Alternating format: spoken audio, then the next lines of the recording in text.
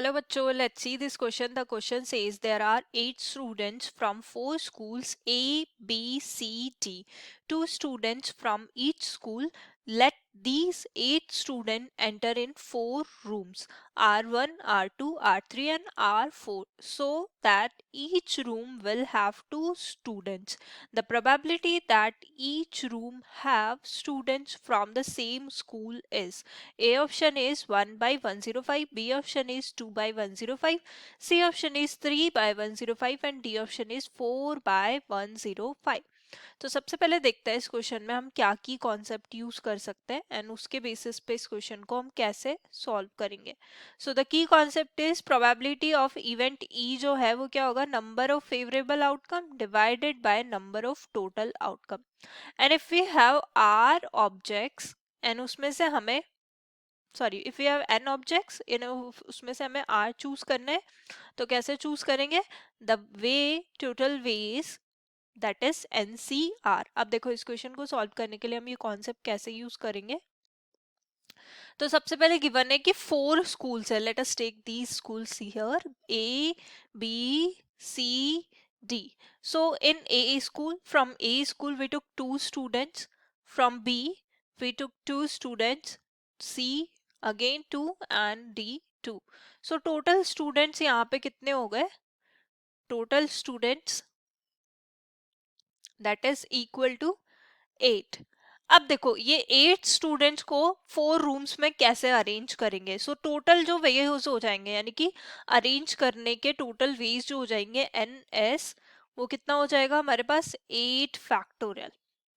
ये total veg हो जाएंगे 4 रूम्स में 8 फैक्टोरियल तरीके से हम इनको अरेंज कर सकते हैं.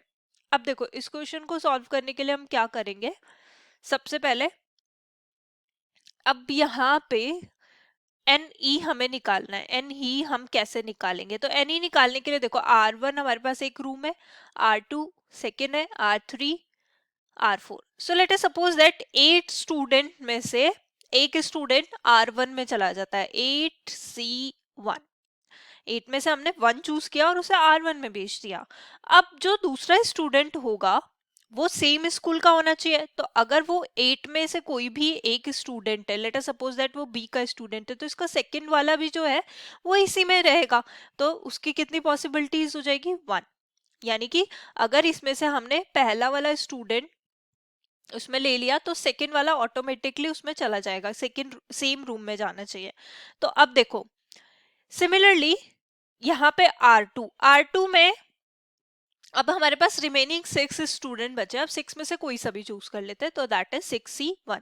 अब हमने 1 चूज कर लिया है यहाँ पे, लेकिन अब हमें और भी चूज करना है. दैट मींस इसका जो सेकंड स्टूडेंट होगा, जो भी let us suppose that first वाला A से आया तो B C D में से कोई से भी एक स्कूल से जो है वो सेकंड स्टूडेंट आ गया. अब वो जो स्टूडेंट आया उसी स्कूल से अनदर स्टूडेंट लेना है तो उसकी 1 पॉसिबिलिटीज हो जाएगी. सिमिलरली अब रिमेनिंग हमारे पास 4 बचे तो 4C1 इंटू 1. अगेन नेक्स्ट वाले स्टूडेंट के पास 1 पॉसिबिलिटी होगी, जो भी जिस स्कूल से आया था 4 में से वही स्कूल से अनदर स्टूडेंट को लेना है. अब रिमेनिंग 2C1 और वो भी 1. अब देखो एन ई यहाँ पे देखो क्या हो जाएगा, N E is equal to 8C1 into 1, 6C1 into 1, 4C1 into 1 and 2C1. So ये आ जाएगा 8 इंटू 6 इंटू 4 इंटू 2. अब देखो हमें क्या निकाला है, प्रोबेबिलिटी ऑफ इवेंट ए. तो वो क्या होता है, N E divided by N S.